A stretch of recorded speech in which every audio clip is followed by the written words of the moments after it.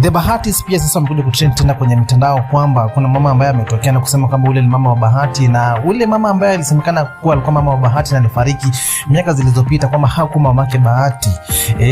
She was very emotional. Amekuwa akiongea pale akisema kwamba huwa akimwona Bahati kwenye TV hadi huwa anasikia kulia, sometimes hadi huwa analia, lakini amesema kwamba ana apologize kwa kuwa hakupewa chance kutokana na mwanake Bahati kuwa yeye alikuwa maskini, na Bahati sasa ikafikia pale sasa anapelekwa pale inaitwaje ile children's home.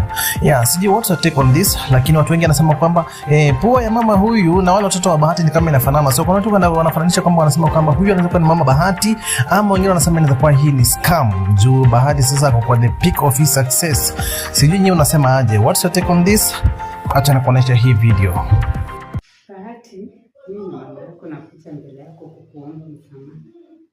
Mtoto uliambia mama yako alikufa, na si hata kupenda kwa hao watu pia wakwambia, kwa sababu mimi nikusana nikakupeleka children's home.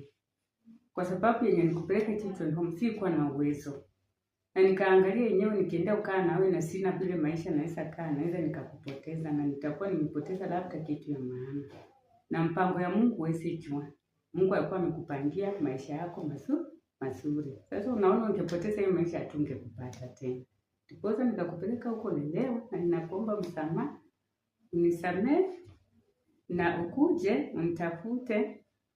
Mimi niko ready kukuomba msamaha, hata kama ni wapi tieni kile kitu tufanye, na nijue kweli wewe ni mtoto wangu. Kwa sababu nikikuona hata kwa TV, mimi nasimama tu kwa kichwa yangu nafikiria mtu ni mtoto wangu. Inaichindia kinisumbua, yani kila siku hii kitu inanisumbua hata nashindwa nitakupata aje. Sina uwezo wenye nitaenda nikutafute, nimeshindwa vile nitakutafuta. Nimekuwa tu bahati mzuri ndio nione huyu pastor pia akihubiri pale. Ndio nikamtafuta Pastor Yohana, ndio nikakuja kwake kwa kanisa na akasema anisaidie.